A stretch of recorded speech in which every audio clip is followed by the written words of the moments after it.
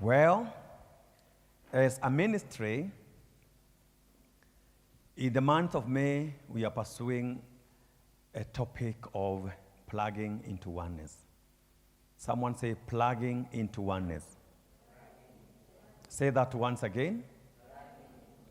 And as I prepared on what to come and speak to us, I remembered that I also need to encourage all our young people not to be left behind this month of May.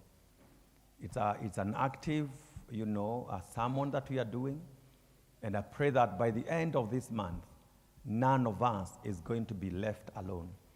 And our key psalm or key word is drawn from Psalm 133. Let us go there together. Psalm 133. Let's go there. The Bible says, "Behold, how good and how pleasant it is for brethren, for young people, for youth to dwell together in unity." That word unity is translated from a Hebrew word that actually means oneness. Because there's a difference between unity and oneness. Right? There is a difference between unity and oneness. When we are united, we can always scatter. But once we become one, we are stuck together. Isn't it? Let me illustrate this. I wish I had some bottles to do that. Think about 5 bottles full of water.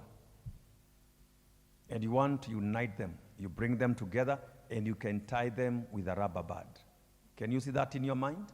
So now they are united. You had one all over, and then you tied them together with a rubber band, and they became one lump, one load. And you can say, I have united all the 5 bottles, and you can carry them. But if you remove the rubber band, what will happen? They are going to scatter. They are going to fall off. And you are not going to have the oneness. Because, you are not going to have them as one.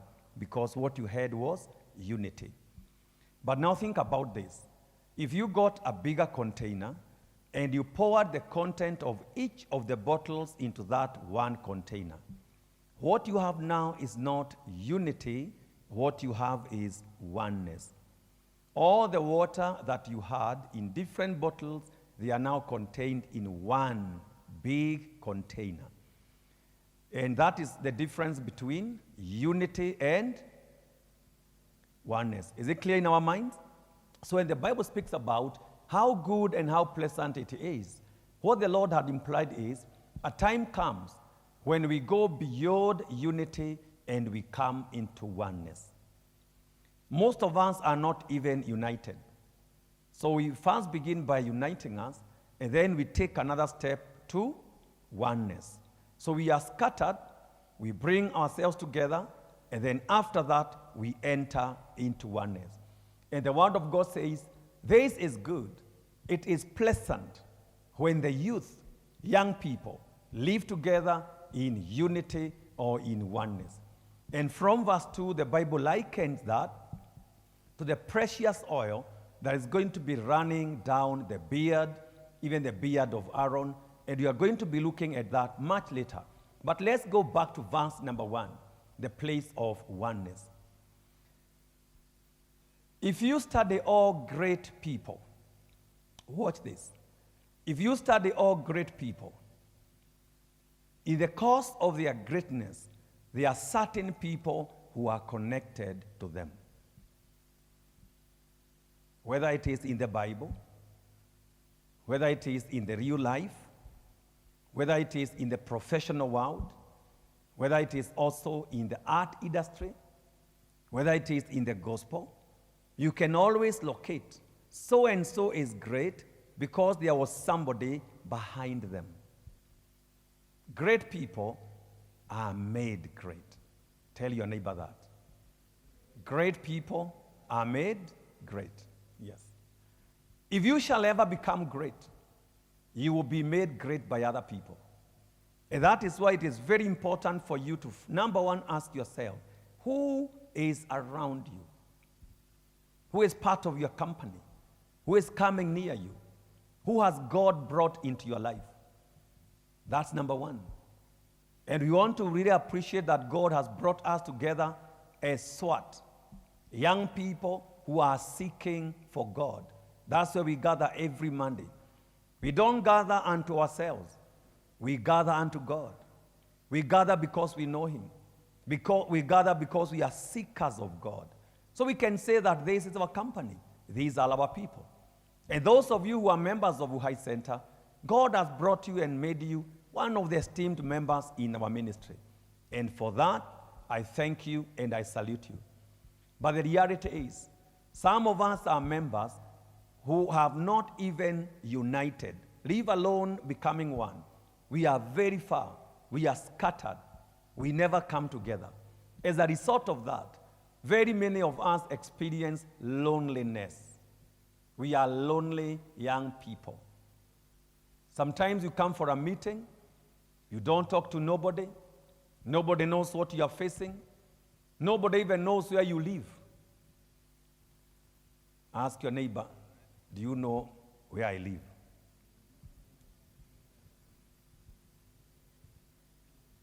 Well, most of us have no idea where your neighbor lives. Not even where they live. You don't even know their name. You only meet them around here. Now we want to go beyond that, and we want to encourage ourselves that in this month of May, we are going to, all of us, make conscious effort to plug in to oneness. Isn't it? Yeah, we plug into oneness. What makes us one? We want to begin there. Look at the book of Deuteronomy chapter 6 and verse number 4. Deuteronomy chapter 6 and verse number 4.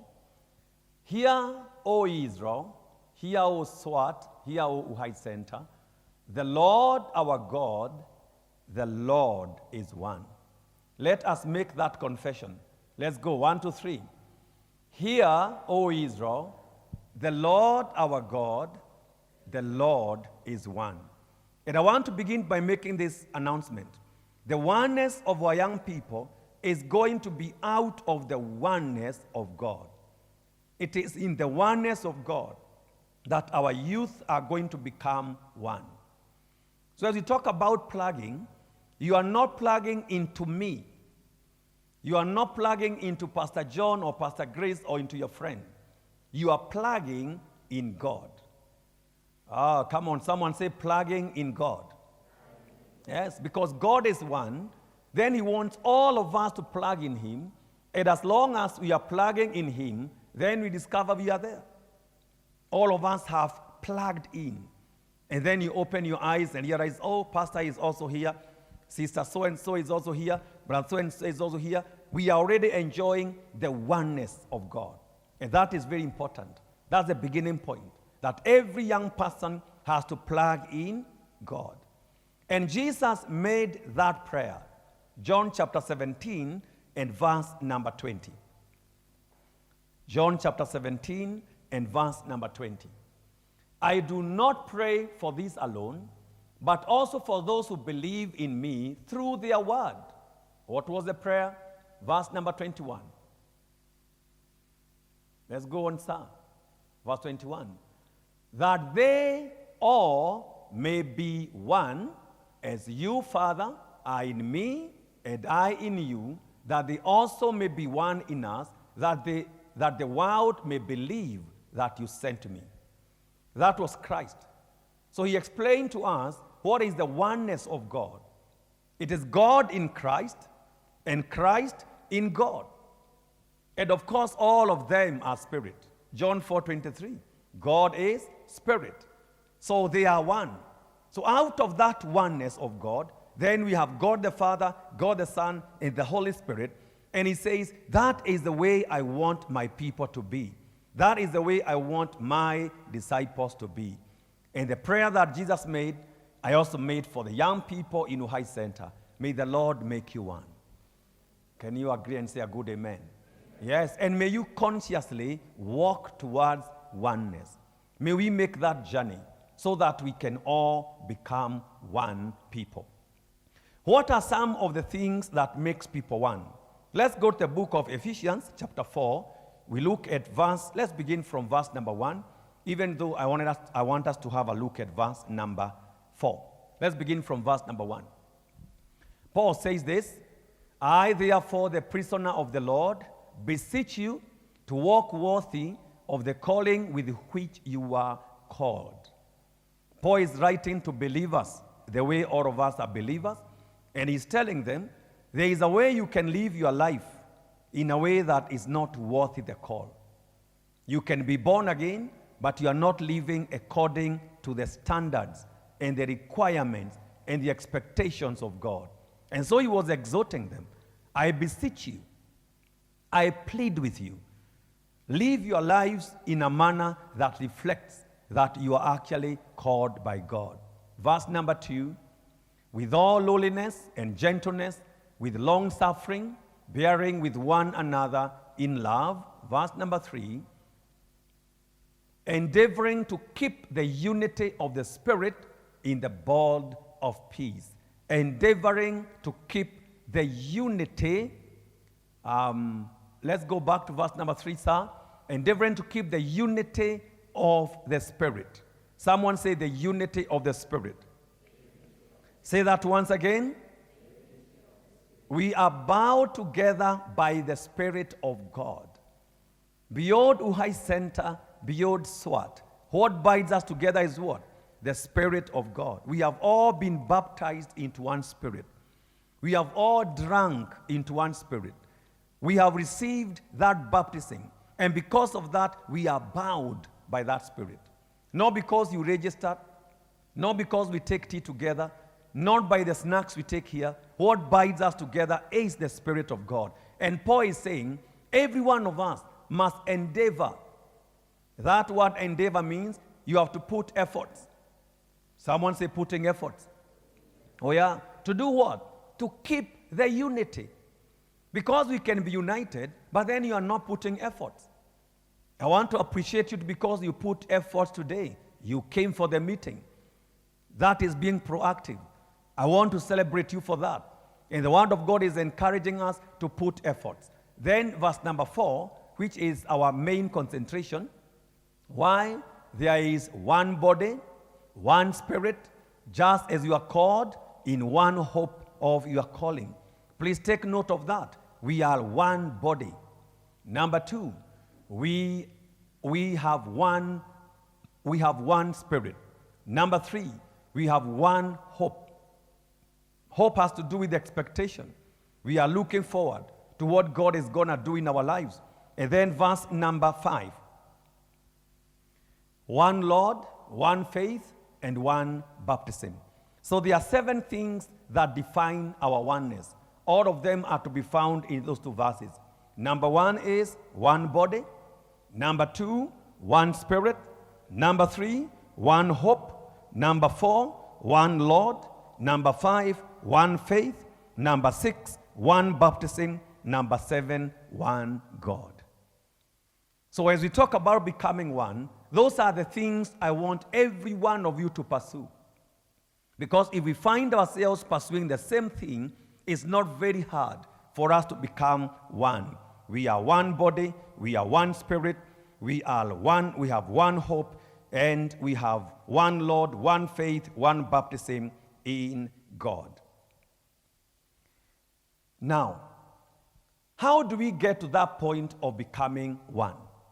What are some of the transactions that I would want to happen in the heart of each one of us?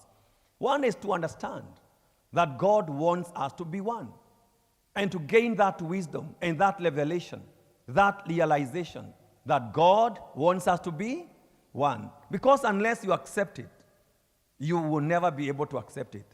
In the coming Mondays, I'll be showing us what are some of the benefits that you can accrue as a young person when we begin to pursue oneness.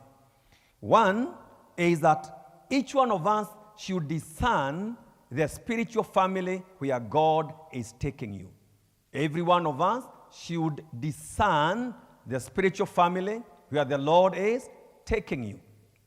I shared with our youth yesterday that one of the major aspects about our ministry is that we look at ministry as a family.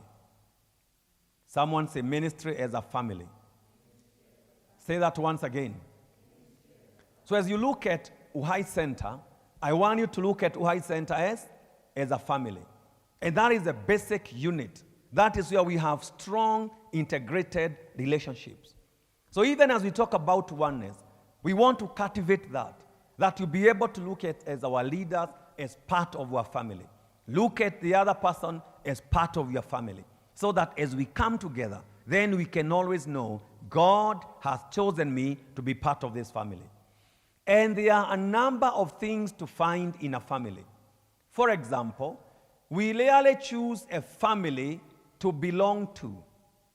It is God who chooses the family, and then we are born in that family. If all of us were given a choice, I doubt any one of us would have chosen the family we were born. Would have wanted a better family, maybe born in a better country. But the Lord never asked any one of us. You just woke up and you are told, huyu ndiye mzee wako. This woman here is your mother. You also never chose your brother. You are just told, this is your brother, this is your sister. And all of you accepted, and we have come this far. So also when it comes to the issues about spiritual families, it is the Lord who leads us to a family. It is God who leads and guides someone to a family. And we can draw this from the book of Psalm 37 and verse number 23. Psalm 37 and verse number 23. Can we read the scriptures? 1 to 3. The steps of a good man are ordered by the Lord, and he delights in his ways. The steps of a good man. Some versions will talk about the steps of the righteous. The steps of a God-led person. They are ordered of God. And therefore I could say, when you identified with the SWAT movement, I believe with all my heart, the Lord led your steps. Someone said, the Lord led my steps. Oh yeah, whether you saw a signboard, whether you are invited by a friend, whether you saw our truck, whether you are brought by a relative, the Lord led your steps here. And I believe it's because God wanted you to be part of this family. That is why God brought you here. But that's number one. The Lord brought you here, but then you have to become active so that you can connect with the people that God brought you to. All of us know the family dynamics. You can have a brother, but you have never connected. I remember raising my children, Prudence and Almond. And there was a time they had such a distance. They had a very difficult relationship. They were both a brother and a sister, but they did not connect one with another. They were distant. And I think all of us know those moments, isn't it? In the family. Yes, it is your sister, it is your brother, but you do not connect. But a time came when these guys just connected. So they were in the same family, but they are not yet become one. So you can be in Uhai Center, you are part of the SWAT movement, but you have not yet connected. You are still living apart. You are still suspicious. You are still living far. Sometimes because we are selfish. Sometimes because we have a small world. Listen to this. Every person you connect with, you enter into their world. If you connect with me, you enter into my world. If I connect with you, I enter into your world. Very many young people come into a fellowship, and because they never connect, they live in a very small world. Very small world. It's very limited.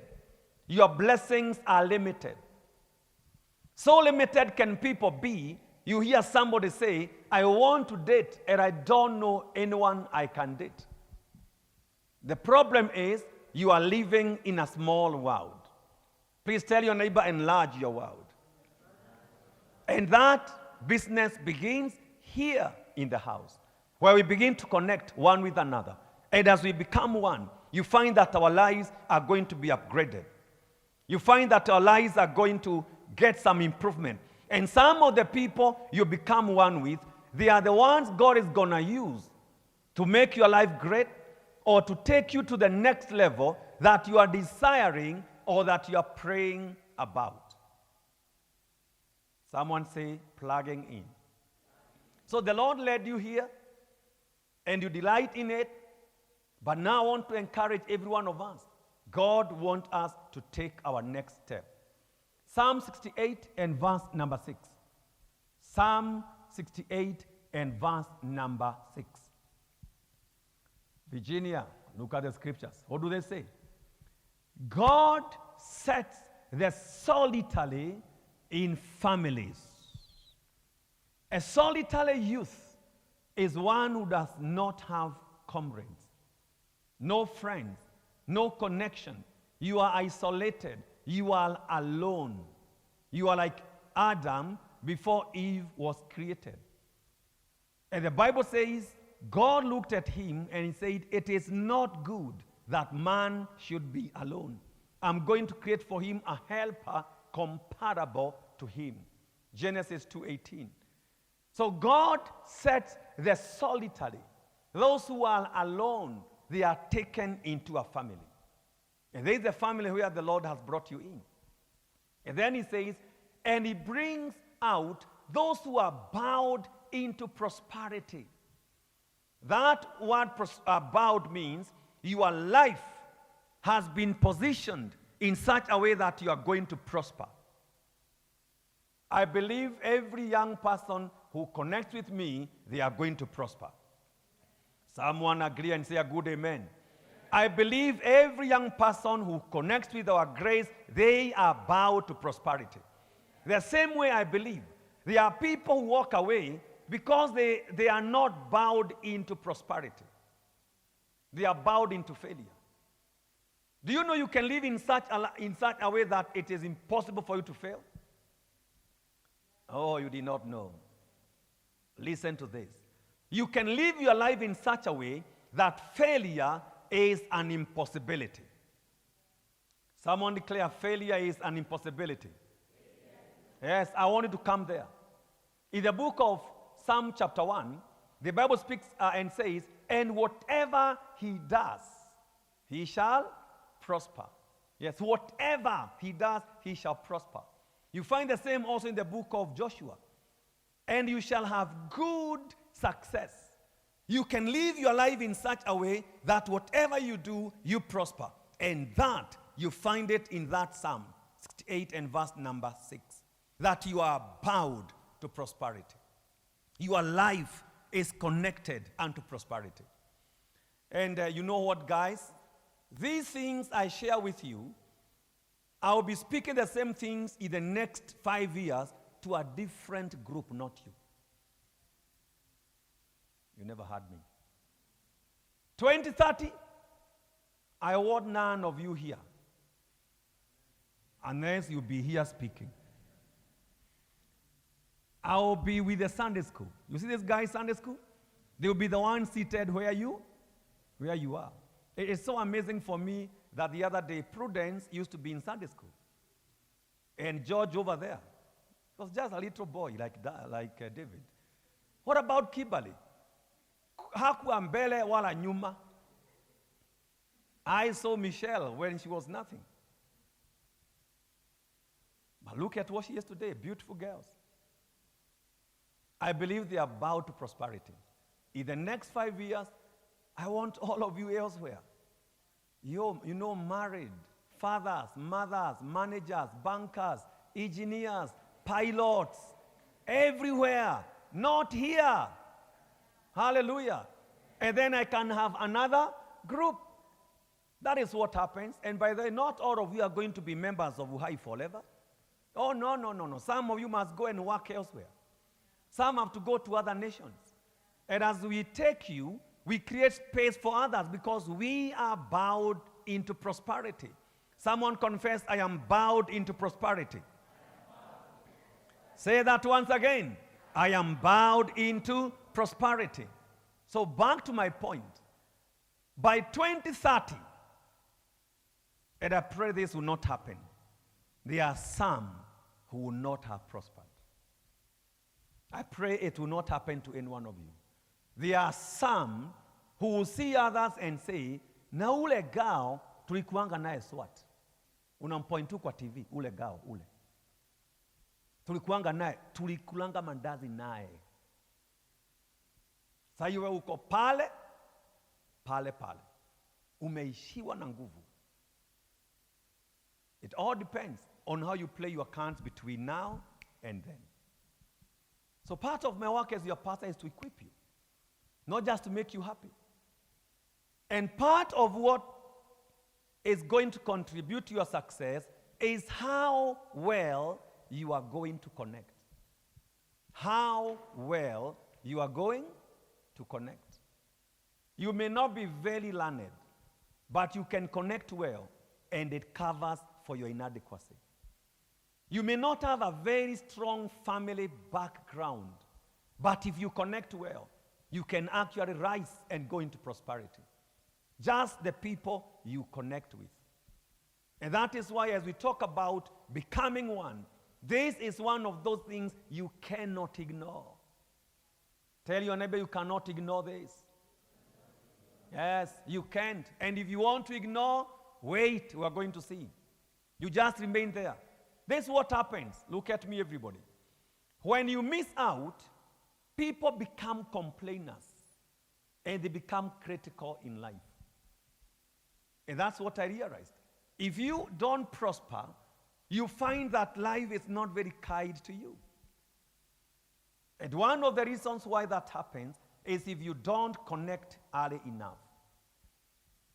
One of the blessings in my life, brothers, my sons and daughters, is that at an early age, I was introduced to the house of God and I connected. In my days, in the 90s, we used to be transported in matatus. Our matatus were pickups. They would have a bench on that side and another one on this side, so we would sit facing each other. Then in the middle, there would be a chuma. How many of you found those matatus? Or you heard of them? So it's a pickup. You sit this way, the other guys sit this way. So by the time you arrive, unabia muti look familiar. Because for the whole journey, you are looking at each other. Now, for you to sit is because you had enough money. Right? Then, there are those who don't have enough money. We would hold on to that metal bar and would go holding like this. So sometimes you would travel for 3 or 4 hours just holding that tuba. And our roads were not tarmac. It would be so torturous. So they came up with a song. It's a Kikuyu song. Did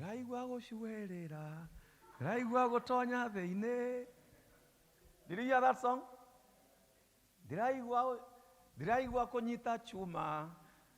What that means, prudence. I don't feel like holding the metal bar. I want to get inside.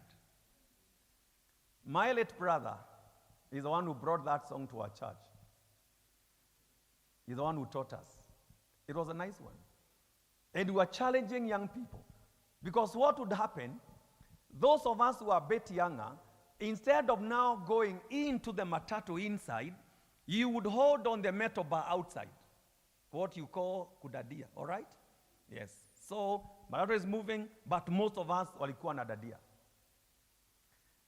And so that song was a hit in our time. And the song was about, don't be in a church and you are holding on the metal bar. Don't be in the youth, na umedadia. And so the song would be, Raiwa konyita shuma, Raiwa oikarade. Oikarade is sitting down. And so that's what I did, friends. That was back in 1992, 93. I believed in that song. and I connected. And today, I turn back. I'm so proud of my life. I thank God that I listened to the elders then. Unfortunately, listen to this. Victims are always more than victors. It's so sad. Sometimes I remember some of the people who were together in the youth. Quite a number literally went back to the world. Others disconnected, some died. A death that I can attribute to the kind of life they chose. But this is what happened. When a few of us made a decision, I am going to connect with the gospel, they remained mangas in our day. Every church has a few people who are manga. Who are what? Manga. In our day, mangas would sit at the back. I'm being honest. We had a small youth group of around 15 youth. Those of us who went through and made it, we are less than 5. All the others became victims. But while our pastors labored with the song, they became mangas. So over the years, I just thought this year, yesterday, I should just go and visit some of those people and just pray with them and see if I can help them. Some of them to come back to the Lord. Others already came back, but they missed out on a major thing. Those who are bowed into prosperity. Someone declare, I am bowed into prosperity. Declare that once again. Declare that once again. Yes. This means a lot. Shama and Shalom. It means a lot. It even means the person you marry. Because that is one of the mistakes that most of these guys made. They would just impregnate girls in the village. Actually, quite a number of them, that is what happens. And some of the girls impregnated were some of them in the meeting. And that became the end of their lives. They warifika a climax in the village. It was so bad. Some of them never rose up. Because their parents were not able to take them to college. They were not able to help them up. They just became victims. They had bright future. Some of them were A materials. Great guys. Others were super gifted. Just got into the wrong relationships. They began to drink, began to smoke. And the people who should have connected with God, they did not connect with God. They connected with the world. As a young people, you cannot avoid. Either you connect in the house of God, or you connect with the world. And the Bible speaks about you, about them here. But the rebellious dwell in a dry land. But the rebellious dwell in a dry land. And I pray that none of us is going to rebel. To rebel is when you insist on your own way and you refuse the instruction of God. The Lord is saying, this is the way. You say, no, I'm going to choose the other way. You know, God is a gentleman. He will never force anyone. Have you noticed that? Yeah. Just like in church. We preach, we share the word. Those who hear and connect, they walk into prosperity. Those who rebel, they walk in their own way. But you see what? When you're making a decision, you have choices. But once you make a choice, you cannot choose the consequence of the choices you made.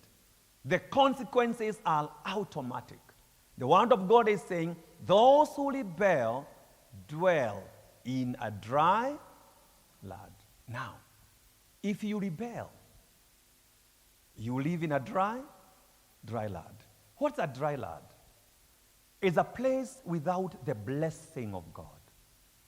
Because the blessing of God comes down like the rains. Literally, a dry land is a land without rain, isn't it? But this is figurative of a life without the blessing of God. You can live on your sweat without the blessing of God. And I've seen many young people walk away from the house of God, they don't connect with God, and they walk to a dry place where the blessing of God is lacking. They don't even have one witness of the blessing of God. I wouldn't want that. I would want to see the blessing of God overtaking every one of you. I would want to see the favor of God. I would want to see the hand of God in your life. That there are things that happen to you and you just cannot explain. You can only say, huu ni mkono wa Mungu. I want that. I want that. That's what happened to people like Esther. How do you explain a girl who was an orphan in a distant foreign land? She becomes a queen. The blessing of God was upon her. How do you explain how Joseph rose to becoming a prime minister in Egypt, yet he was a Jew? The blessing of God was upon him. He was far from home, but he had connected very well with God. And he was not living in a dry land. The rain of heaven was upon him.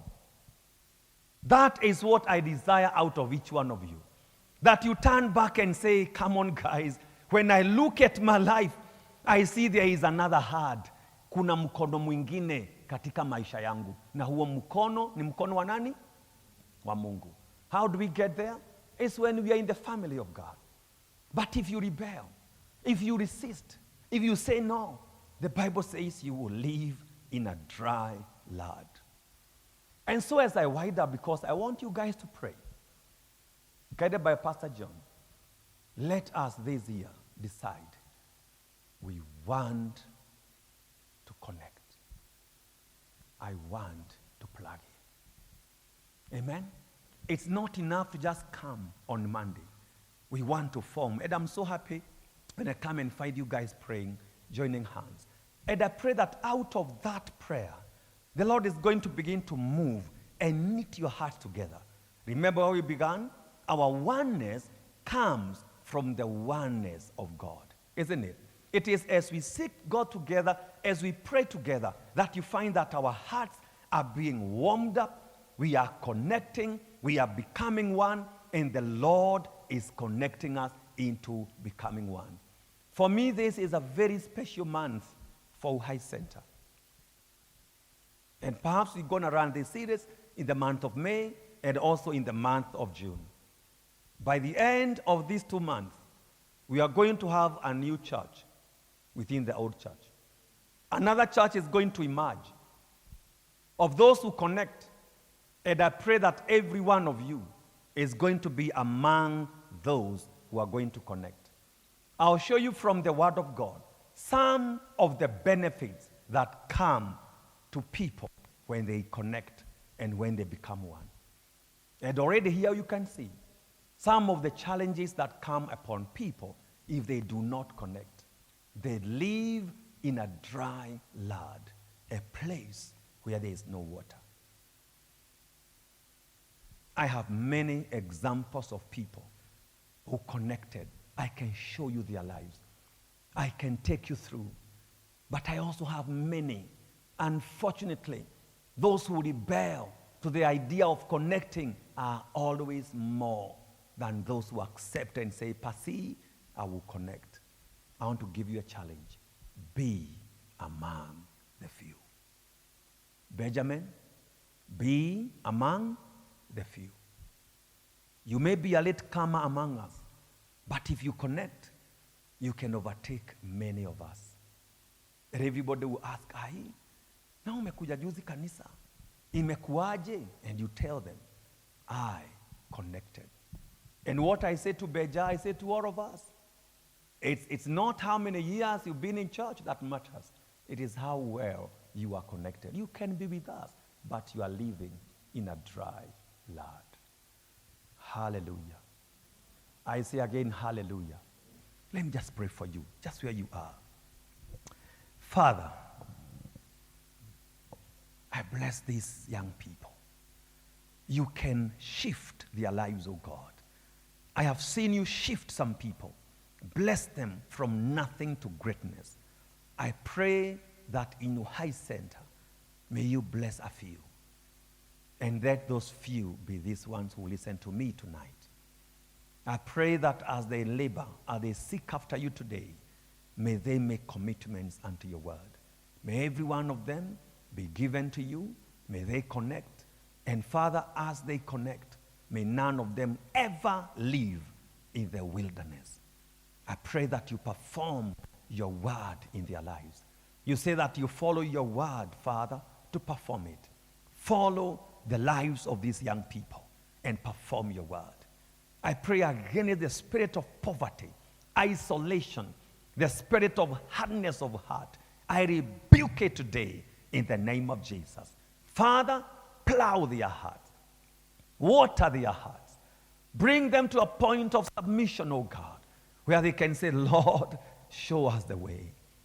I pray that as they seek you tonight, Father, manifest yourself and be with them to the glory of your name. In Jesus' name we pray.